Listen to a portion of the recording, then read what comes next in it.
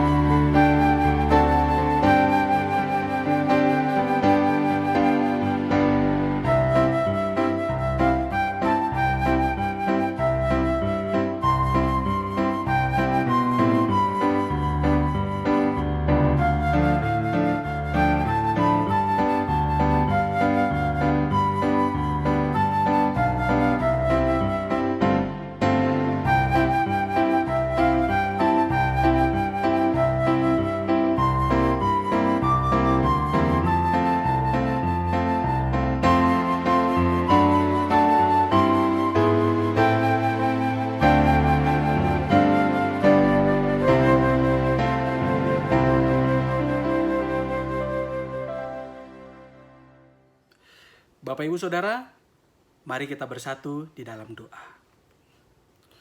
Tuhan Yesus, Juru Selamat kami yang hidup, tibalah saatnya bagi kami untuk membaca dan mendengarkan firman Tuhan. Berikanlah hikmat kepada kami, supaya kami mengerti apa yang menjadi kehendak Tuhan dari bacaan firman Tuhan pada hari ini. Inilah kami anak-anak-Mu Tuhan, kami siap untuk membaca dan mendengarkan firman-Mu. Di dalam nama Tuhan Yesus Kristus kami berdoa. Amin. Bacaan Alkitab pada hari ini diambil dari Yeremia 31 ayat 7 sampai 14. Demikianlah firman Tuhan tertulis.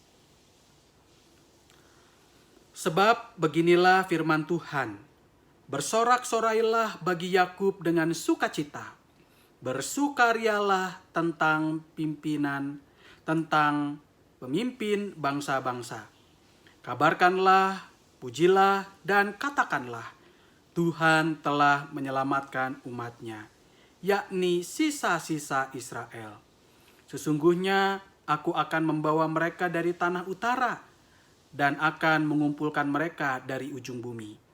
Di antara mereka ada orang buta dan lumpuh, Ada perempuan yang mengandung bersama-sama dengan perhimpunan yang melahirkan. Dalam kumpulan besar mereka akan kembali kemari.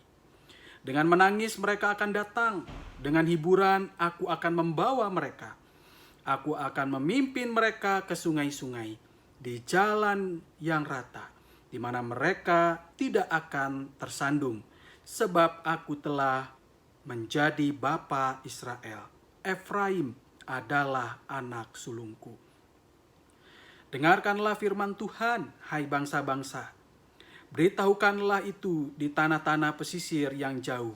Katakanlah, Dia yang telah menyerahkan Israel akan mengumpulkannya kembali dan menjaganya seperti gembala terhadap kawanan dombanya. Sebab Tuhan telah membebaskan Yakub, telah menebusnya dari tangan orang yang lebih kuat daripadanya. Mereka akan datang bersorak-sorak di atas bukit Sion. Muka mereka akan berseri-seri karena kebajikan Tuhan. Karena gandum, anggur dan minyak, karena anak-anak kambing domba dan lembu sapi. Hidup mereka akan seperti taman yang diairi baik-baik. Mereka tidak akan kembali lagi merana. Pada waktu itu, anak-anak dara akan bersukaria menari beramai-ramai. Orang-orang muda dan orang-orang tua akan bergembira. Aku akan mengubah perkabungan mereka menjadi kegirangan. Akan menghibur mereka dan menyukakan mereka sesudah kedukaan mereka. Aku akan memuaskan jiwa para imam dengan kelimpahan, dan umatku akan menjadi kenyang dengan kebajikanku. Demikianlah firman Tuhan. Demikianlah pembacaan Alkitab kita. Diberkatilah kita yang membaca, merenungkan, dan melakukan firman Tuhan di sepanjang kehidupan kita setiap hari. Haleluya. Bapak, Ibu, Saudara yang dikasihi Tuhan Yesus Kristus, tema PA kita pada hari ini adalah tiada yang mustahil. Beberapa waktu yang lalu, tahun lalu tepatnya, ada seorang anak muda yang mengajak saya berbicara. Dia mengatakan kepada saya apa yang menjadi rencananya ke depan. Dia berkata seperti ini. Kak Nathan, aku ada rencana untuk mulai bisnis nih. Kira-kira aku bakal berhasil nggak ya? Kemudian saya bertanya, kamu sudah memulai bisnisnya atau belum? Terus dia menjawab, belum sih. Lalu saya menjawab lagi, kamu tahu dari mana kalau kamu akan gagal atau berhasil kalau kamu belum mencobanya? Kemudian dia melanjutkan perkataannya, dia berkata, aku mau bisnis Kak, tapi aku mau keluar dari tempatku bekerja. Aku merasa kurang passion, kurang terpanggil sebetulnya di tempat kerjaku sekarang. Aku mau memulai usahaku, ya dari online, lalu nanti buka toko. Kemudian saya berkata kepada orang itu, kamu sudah mempertimbangkannya dengan baik? Dia menjawab, sudah sih Kak, sudah beberapa bulan ini. Kemudian saya melanjutkan, oke, kalau itu sudah kamu pertimbangkan dengan baik, maka jalanilah dengan hatimu. Apa yang dijalankan dengan hati, kalau kamu menyukainya dan kamu merasa bahwa itu juga adalah bagian dari panggilan hidupmu, jalankanlah, maka semuanya itu percayalah akan Tuhan buat berhasil. Kemudian dia berkata kepada saya, aduh kelihatannya mustahil nih Kak, karena saya ini gak punya kemampuan bisnis. Kemudian saya berkata, tidak ada yang mustahil. Perempuan mandul di dalam Alkitab bisa Tuhan buat hamil. Bangsa Israel yang kata kebanyakan orang mustahil bisa melalui padang gurun kembali ke Kanaan. Ternyata sampai juga di Kanaan. Jadi tugas kita adalah mengerjakan apa yang menjadi panggilan kita semaksimal mungkin. Apakah berhasil atau tidak, biarlah kita menjalaninya dengan sungguh-sungguh bersama dengan Tuhan. Biarlah Tuhan mengerjakan atau berkarya untuk apa yang menjadi bagiannya. Ada cerita lain, Bapak Ibu Saudara, yaitu tentang sebuah keluarga suami istri di mana suaminya ini terbaring sakit di rumah sakit. Dan dokter ini mengatakan kepada istrinya bahwa usianya sudah tidak lama lagi karena penyakitnya begitu kronis. Kemudian sang istri sudah mempersiapkan hati dan pikirannya, sudah mencoba menguatkan dan merelakan kepergian suaminya.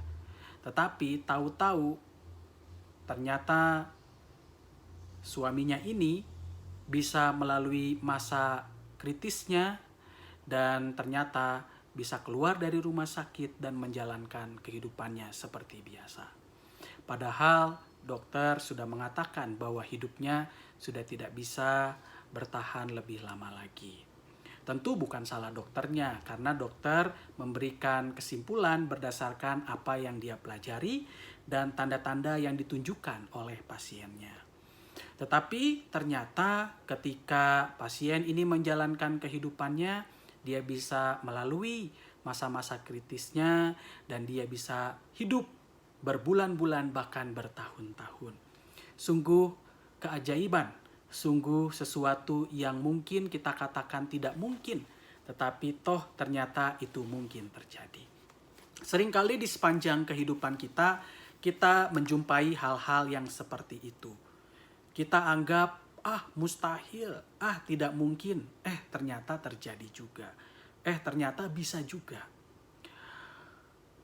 Bisnis yang dimulai oleh anak muda yang tadi saya ajak berbicara dan dia berkonsultasi dengan saya, ternyata bisnisnya itu sukses dan berhasil. Terutama ketika dia memulai bisnisnya secara online. Ketika pandemi berlangsung, bisnis online-nya mulai subur. Cukup banyak pesanan dari toko online-nya. Dan dari sana dia cukup bisa menopang kehidupan keluarganya. Bapak Ibu Saudara, berbicara tentang kemustahilan, itulah yang dirasakan oleh orang-orang Israel atau orang-orang Yahudi ketika mereka berada di pembuangan. Yaitu ketika mereka sedang berhadapan dengan situasi yang sulit, situasi yang menurut mereka tidak mungkin mereka lalui. Yaitu ketika Yeremia menjadi nabi atas mereka, yaitu masa-masa yang sulit bagi orang Israel. Bapak Ibu Saudara yang dikasihi Tuhan Yesus Kristus, seperti yang kita tahu bahwa bangsa Israel ini awalnya adalah sebuah bangsa yang bersatu. Mereka berdiri sebagai sebuah kerajaan bersatu. Tetapi kemudian pada tahun 930 sebelum Masehi, mereka terpecah menjadi dua. Kerajaan Israel Utara dan Kerajaan Israel Selatan, yang biasanya kita sebut dengan Kerajaan Yehuda. Perpecahan ini dimulai karena 10 suku Israel tidak menyetujui dengan dijadikannya Rehabeam sebagai raja mereka, yaitu keturunan dari Salomo yang berasal dari suku Yehuda. Penolakan mereka terhadap Yerobeam membuat mereka mendirikan kerajaan, yaitu Kerajaan Israel Utara, atau biasanya disebut dengan Kerajaan Israel atau Kerajaan Efraim. Mereka menggunakan nama Israel ya karena jumlah mereka lebih banyak, yaitu 10 suku. Sedangkan 2 suku Israel yang lain, yaitu suku Yehuda dan suku Benyamin, merasa bahwa kerajaan Israel harus dipimpin dari orang yang berasal dari keturunan suku Yehuda. Jadi mereka tetap mengangkat Rehabeam sebagai raja mereka yang berasal dari suku Yehuda dan mendirikan kerajaan Israel Selatan atau disebutnya kerajaan Yehuda. Kerajaan Israel atau kerajaan Efraim menjadikan Samaria sebagai ibu kota mereka. Kerajaan Israel Selatan atau kerajaan Yehuda menjadikan Yerusalem sebagai ibu kota mereka. Pada tahun 720 sebelum Masehi, kerajaan Israel Utara atau kerajaan Efraim ini dipukul kalah oleh kerajaan Asyur. Kerajaan Asyur pasukan-pasukannya menginvasi kerajaan Israel Utara atau Yehuda. Mereka banyak melakukan perkawinan campur. Bagi suku-suku Israel yang berhasil melarikan diri, mereka pergi ke ujung-ujung bumi, pergi ke daerah-daerah yang lain untuk menyelamatkan diri. Ada juga yang mengungsi ke kerajaan Israel Selatan atau ke kerajaan Yehuda. 10 suku yang menerima kekalahan dari kerajaan Asyur ini kemudian menjadi 10 suku yang hilang. Mereka tidak lagi lengkap, mereka tersebar dan tidak jelas di mana posisi mereka. Sebagian dari 10 suku ini ada di kerajaan Yehuda. Tetapi di tahun-tahun yang akan datang, yaitu di tahun-tahun yang sangat berat, yaitu di tahun 586 sebelum Masehi, kerajaan Yehuda atau kerajaan Israel Selatan ternyata juga dipukul kalah oleh kekaisaran Nebukadnezar atau kekaisaran Babilonia. Kerajaan Babilonia menghancurkan bait Allah dan membuat dua suku Israel yang terakhir juga mengalami penindasan.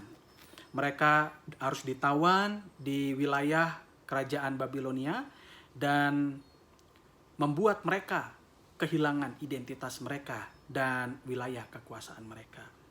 Sisa-sisa Israel, yaitu 10 suku yang pernah mengungsi ke kerajaan Israel di selatan atau kerajaan Yehuda, kini juga pun tidak jelas posisinya ada di mana. Keadaan yang sulit itu membuat mereka tidak lagi punya pengharapan. Mereka mengatakan bahwa hal ini sudah sangat mustahil untuk kita menerima damai sejahtera. Kita kembali lagi ke kejayaan kita, di mana kita bersatu sebagai kerajaan Israel. Bapak Ibu Saudara, keterbuangan mereka dan ketersebaran mereka ke ujung-ujung bumi sebagai suku-suku Israel membuat mereka mengalami penderitaan dan kehilangan harapan. Melalui Yeremia, Allah mengatakan bahwa masa-masa sulit ini akan berakhir dan Tuhan akan menyelamatkan mereka. Mengapa kok bangsa Israel mengalami kekalahan yang cukup mengerikan dan sampai membuat wilayah kekuasaan mereka, yaitu tanah kelahiran mereka, harus lenyap direbut oleh bangsa-bangsa lain? Penyebab kehancuran dan kekalahan kerajaan-kerajaan Israel adalah karena kebebalan, kesombongan, keangkuhan mereka sebagai sebuah bangsa. Kerajaan-kerajaan seperti Asyur dan Babilonia menjadi cambuk Allah bagi bangsa Israel yang sudah menyimpang jauh dari kehendak Allah, yaitu agar mereka menjadi terang bagi bangsa-bangsa lain.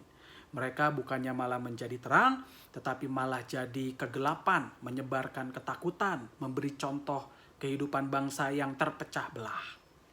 Tetapi di samping keterpurukan mereka dan kehilangan harapan, Yeremia berkata kepada mereka bahwa Tuhan memperhatikan mereka. Akan ada satu masa di mana mereka akan dikumpulkan kembali oleh Tuhan, sehingga mereka akan berada dalam bimbingan dan pengawasan Tuhan. Kalau kita perhatikan Yeremia 31 ayat 10 bunyinya begini. Dengarlah firman Tuhan, hai bangsa-bangsa. Beritahukanlah itu di tanah-tanah pesisir yang jauh. Katakanlah, Dia yang telah menyerahkan Israel akan mengumpulkannya kembali dan menjaganya seperti gembala terhadap kawanan dombanya. Itulah janji Allah terhadap bangsa Israel yang tersebar diaspora karena dikalahkan oleh kerajaan Asyur dan kerajaan Babilonia. Tuhan kembali akan mempersatukan mereka dan mengumpulkan mereka, dan Tuhan akan memperhatikan serta memelihara mereka seperti seorang gembala kepada domba-dombanya. Bapak Ibu Saudara, inilah juga yang bisa kita refleksikan dalam kehidupan kita. Mungkin sekarang ini hidup kita terpisah-pisah, terpecah belah, terkotak-kotak. Orang punya kepentingannya sendiri, orang punya kesibukannya sendiri, orang tidak mau bergabung, tidak mau bersatu, orang lebih suka hidup sendiri-sendiri. Tetapi akan ada satu masa di mana kita beriman dan kita percaya bahwa Tuhan Yesus Kristus akan mempersatukan kita sebagai manusia ciptaannya. Kalau kita memperhatikan Alkitab, sebetulnya Tuhan menciptakan kita segambar dan serupa dengannya, laki-laki dan perempuan. Dan manusia itu adalah milik Allah. Sekarang ini kita terpecah belah. Ada orang dengan berbagai kepentingan tertentu, ada orang dengan keyakinan tertentu. Ya. Tetapi kita percaya bahwa akan ada satu masa di mana Tuhan akan mengumpulkan dan mempersatukan kita. Kalau kita lihat kehidupan orang Kristen dan sejarah gereja, berapa banyak aliran-aliran gereja di sekitar kita, di dalam dan di sekitar gereja. Cukup banyak dan tidak terhitung jumlahnya. Dan aliran-aliran ini ada yang sangat mirip-mirip, ada yang juga sangat bertolak belakang. Sebetulnya apa yang Tuhan kehendaki dari kehidupan orang-orang percaya? Tentu adalah kesatuan, sebagaimana tubuh Kristus dengan banyak anggota. Tuhan mengharapkan kehidupan umat yang saling melengkapi satu dengan yang lain. Sekarang ini mungkin kita sedang berjalan dengan perbedaan kita masing-masing. Tetapi kita percaya bahwa akan ada satu masa di mana kita sebagai umat milik Allah akan dipersatukan oleh Allah. Oleh karena itu, ada yang namanya gerakan gereja yang disebut dengan gerakan oikumene, di mana gereja-gereja dengan berbagai aliran bersatu hati untuk melakukan pekerjaan yang baik di dunia ini, menjadi garam dan terang. Mengapa gereja-gereja mulai muncul kesadaran seperti itu? Ya karena itulah yang diharapkan oleh Tuhan bagi umatnya, hidup dalam kesatuan. Dan kesatuan ini sedikit demi sedikit bisa kita rasakan sekarang ini. Dari kerjasama-kerjasama, dari perhimpunan-perhimpunan gereja-gereja, kita bisa merasakan bahwa kita bersama-sama sedang mencoba untuk hidup dalam persekutuan. Itulah juga yang menjadi janji Allah kepada bangsa Israel kala itu, di mana Tuhan akan mengumpulkan mereka. Saudaraku, ada hal lain lagi yang bisa kita refleksikan dari bacaan firman Tuhan hari ini. Selain Tuhan akan mengumpulkan mereka menjadi persekutuan yang saling melengkapi sebagai keluarga yang utuh, Tuhan juga berjanji kepada bangsa Israel bahwa Tuhan akan memenuhi kebutuhan mereka. Sehingga mereka tidak lagi merana, tetapi mereka bagaikan taman yang diairi baik-baik. Itulah juga yang tertulis di dalam firman Tuhan. Di dalam ayat 12 pasal 31. Hidup mereka akan seperti taman yang diairi baik-baik. Mereka tidak akan kembali lagi merana. Sebagai orang-orang percaya, hidup kita sebetulnya dipelihara oleh Tuhan. Sekalipun kita berhadapan dengan situasi yang sulit, dalam berbagai situasi, baik di tengah kehidupan keluarga, kehidupan bermasyarakat, dalam pekerjaan kita, dalam pelayanan kita, Tuhan tidak pernah luput untuk mencukupkan kebutuhan kita. Mungkin kita pernah merasa khawatir apa yang akan kita makan hari esok, apa yang akan kita kerjakan di hari esok untuk memenuhi kebutuhan kita. Tetapi sebetulnya sebagai orang percaya selalu ada jalan keluar. Kalau kita berusaha dan mencari jalan, maka jalan itu akan Tuhan pertemukan dengan kita.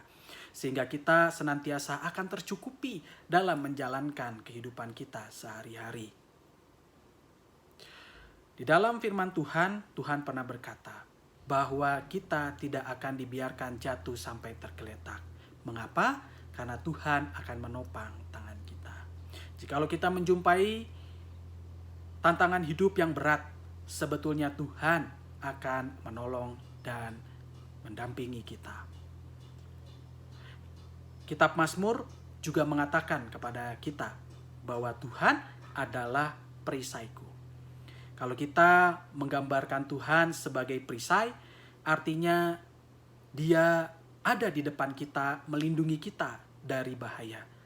Seperti perisai bagi seorang prajurit, di mana prajurit kalau menggunakan perisai, perisai itu berguna untuk menangkis serangan lawan atau mengurangi dampak serangan yang disebabkan oleh senjata lawan. Ketika Kristus menjadi perisai dalam kehidupan kita, artinya Kristus sebetulnya sudah menolong kita untuk memikul setiap tantangan yang akan datang kepada kita. Setiap tantangan itu disaring terlebih dahulu oleh Kristus sehingga kita sanggup untuk memikulnya. Oleh karena itu ada firman Tuhan yang mengatakan bahwa pencobaan-pencobaan yang kamu alami adalah pencobaan biasa yang tidak melebihi kemampuanmu. Mengapa demikian? Karena Kristus perisai kita. Ia telah menolong kita agar kita sanggup melalui berbagai tantangan. Bapak Ibu Saudara, itulah yang menjadi pesan firman Tuhan bagi kita hari ini. Bahwa kita akan dipersatukan oleh Tuhan sebagai keluarga yang utuh. Sekarang kita masih hidup dan mungkin juga pelayanan dan bekerja sendiri-sendiri. Tapi kita bersama-sama beriman bahwa suatu saat nanti kita akan tinggal dalam kemuliaan Kristus sebagai satu keluarga. Juga di dalam pemahaman Alkitab ini kita diingatkan bahwa sebetulnya kita sebagai orang-orang percaya telah hidup dipelihara dan dicukupi oleh Tuhan. Sama seperti taman yang diairi oleh air yang baik sehingga tidak lagi merana. Bapak Ibu Saudara yang dikasihi Tuhan Yesus Kristus, biarlah firman Tuhan pada hari ini menguatkan kita dan meneguhkan kita dan memberkati perjalanan hidup kita. Selamat menjadi berkat, selamat hidup dalam persekutuan dan memperjuangkan persekutuan itu, dan selamat hidup mensyukuri pemeliharaan Allah setiap hari. Tuhan Yesus memberkati. Saudaraku, mari kita bersatu di dalam doa syafaat. Tuhan Yesus Kristus, Juru Selamat kami yang hidup, hari ini Engkau mengingatkan kami kembali, supaya kami tetap tinggal dalam pengharapan akan kesatuan. Sekalipun kami sebagai umat Allah memiliki perbedaan-perbedaan, dan kami memiliki urusan rumah tangga kami masing-masing. Tetapi kami percaya dan kami beriman bahwa tidak ada yang mustahil. Kami yang berbeda-beda ini akan dipersatukan oleh Tuhan dalam kemuliaan.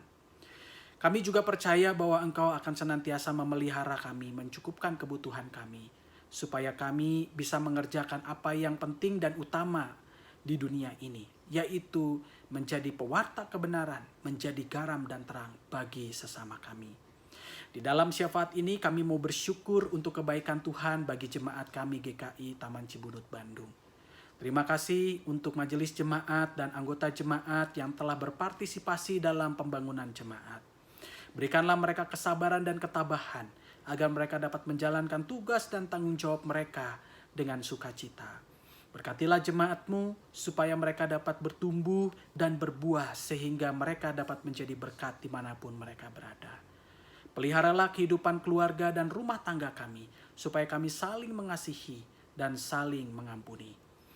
Kiranya Engkau juga yang menolong dan menjaga anak kami di masa-masa pertumbuhannya.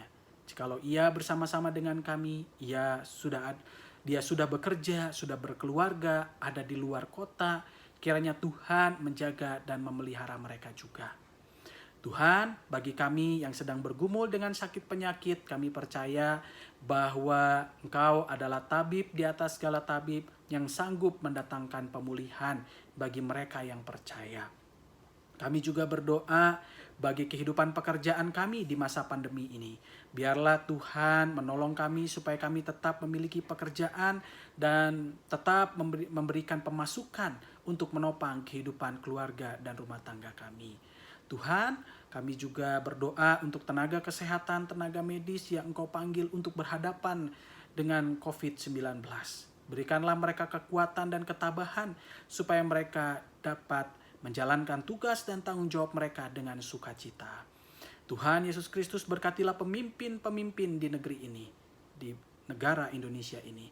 Berikanlah mereka hikmat dan kebijaksanaan agar mereka dapat mengambil keputusan dengan baik yang membawa kesejahteraan bagi bangsa ini.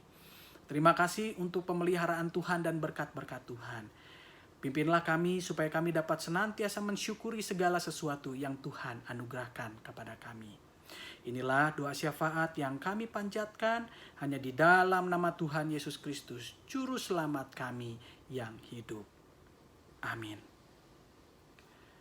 Bapak, Ibu, Saudara yang dikasihi Tuhan Yesus Kristus, pemahaman Alkitab pada hari ini, Rabu 6 Januari 2021, sudah selesai. Sampai jumpa di pemahaman Alkitab yang akan datang. Tuhan memberkati kita.